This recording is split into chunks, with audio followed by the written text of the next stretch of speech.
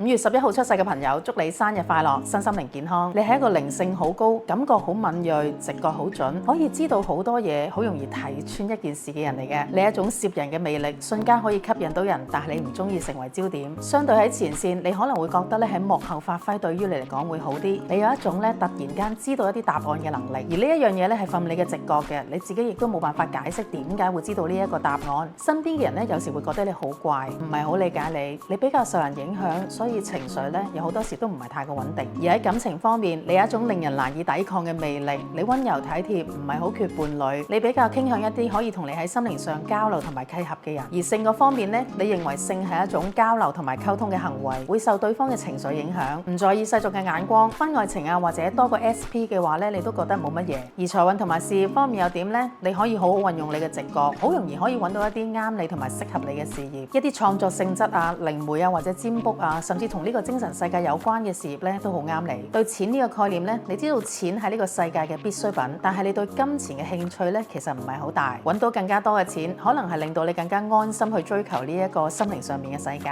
你嘅生命課題係啲咩呢？你個人好敏感，好經常地接收好多唔同嘅信息，好多時咧會令到自己好亂啦，同埋有情緒嘅困擾。可能嘗試將呢啲信息理解、具體化、傳達俾人嘅話咧，對於你成個生命嚟講，你又可以幫到人，亦都可以幫到自己。